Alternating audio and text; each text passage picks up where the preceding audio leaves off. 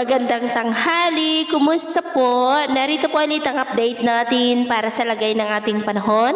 Ngayong tanghali po ng November 11, 2024 na kung saan sa kasalukuyan po ay nasa vicinity na ng Mandela sa Quirino ang sentro po ng bagyong Sinika ngayong 11 a.m. At mamaya po, base dito sa weather model na ating ginagamit ay nasa southern part na ng Isabela, malapit sa may Bayombong at mamayang 1 p.m. nasa vicinity na po ng Ifugao at dadaan sa may Mountain Province at around 4 to 5 p.m. ay nandyan na po sa vicinity ng Ilocos Sur. At pagsapit po ng 6 p.m. mamaya ay nandyan na po sa may West Philippine Sea. Palayo na po bukas ang bagyong Nika pero kasabay ng paglayo niyan ay ang pagpasok naman at paglapit ng bagyong si Ophel dito po sa ating kalupaan na malaking banta muli dito po sa Northern Luzon at nagbabanta muli na mag-landfall ang bagyong Ophel sa darating po na Huwebes ng gabi dito po sa Northern Luzon. Pero posible pa po na magbago ang forecast na ito.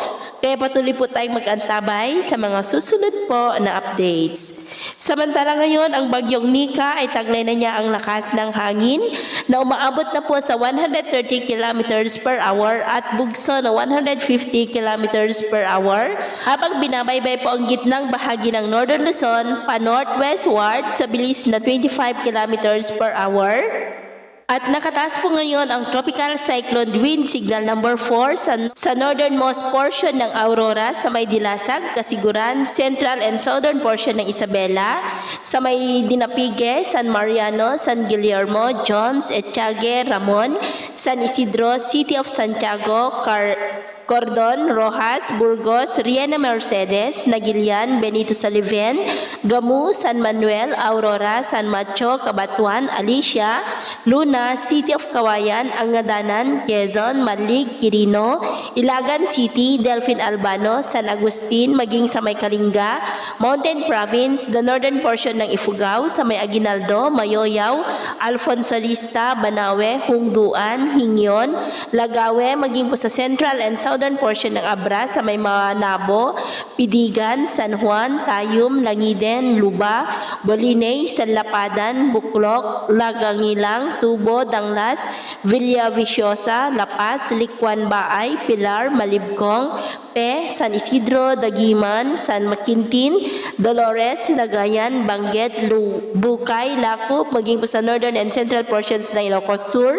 sa may Kabugao, Sinait, San Juan, San Emilio, Lidlida, Banayoyo, Santiago, San Esteban, Burgos, Santa Maria, Magsingal, San Vicente, Santa Catalina, Nagbukel, San Ildefonso, City of Vigan, Kawayan, Santa, Bantay, Santo Domingo, Narvacan, Quirino, Cervantes, Sigay, Salcedo, Santa Lucia, City of Candon, Galimuyod, Gregorio del Pilar, at Santa Cruz. Signal number 3 sa central portion ng Aurora, sa may Dinalungan, northern portion ng Quirino, sa may Difun, Cabariogis, Aglipay, Saguday, Madela, the northeastern portion ng Nueva Vizcaya, sa may Jadi, Bagabag, Quezon, Solano, Villaverde, Casibu, Ambagyo, Bayombong, the rest of Isabela, southwest portion ng Cagayan, sa may Enrile, Solana, Tuao, Tugigaraw City, Rizal, Piat, nalalabing bahagi ng Abra, the rest of Ifugao, northern portion ng Benguet, sa may Bugyas, Mankayan, Bakun,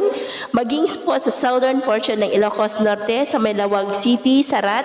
San Nicolas, Pidig, Marcos, Nueva Era, Dingras, Bacarra, Solsona, Paway, Curimao, Pinili, Badok, City of Batak, Banna, maging po sa nalalabing bahagi pa ng Ilocos Sur. Signal number 2, sa northwestern and eastern portion ng Cagayan, sa may Igig, Peñablanca, Baggao, Alcala, Amulong, Santo Niño, Gataran, Lasam, Santa Praxedes, Claveria, Sanchez Mira, Pamplona, Abulog, Alacapan, Balesteros, Lalo, Apari, Camalanyugan, Bugay, Santa Teresita, Gonzaga, nalalabing bahagi ng Nueva Vizcaya, the rest of Quirino, the rest of Apayao, nalalabing bahagi ng Benguet, nalalabing bahagi ng Ilocos Norte, La Union, the northeastern portion ng Pangasinan sa may San Nicolas, Natividad, San Quintin, Sison, San Manuel, Umingan, Tayug, the central portion of Aurora sa may Dipakulaw, Maria Aurora, Baler, the northern portion ng Nueva Ecija sa may Karanglan,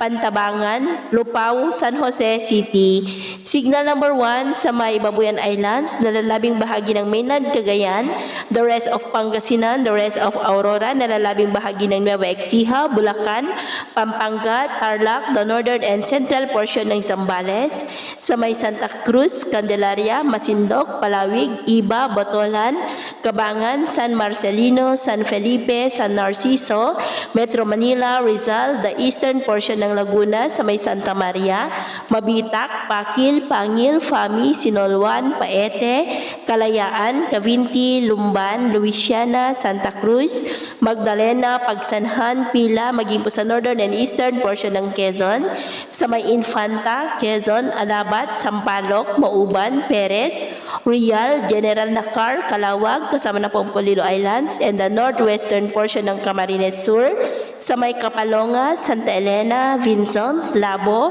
Paracales, San Vicente, Talisay, Daet at Jose Panganiban. At sa atin naman pong mga baybayin, bawal na muna ang papalaot sa silangang baybayin ng Northern at Central Luzon dahil ang mga alon dyan dulot ng bagyo ay aabot sa 6 to 10 meters height. At iwasan rin muna natin ang papalaot sa Northern Seaboard ng Cagayan at Extreme Northern Luzon Seaboards at Seaboard ng Ilocos Norte dahil ang mga alon din dyan ay posibleng aabot hanggang sa 3 to 5 meters height. Kaya hanggat maaari ay iwasan na muna natin ang papalaot dyan sa mga may kulay pula para mas makaiwas sa mga sakunang pangkaragatan. So, ito ang latest update natin sa araw na ito. At ako bumuli si James na nagsasabing sa kahit anong pagsubok na darating sa ating buhay, huwag po tayong mawawalan ng pag-asa. Thank you and God bless.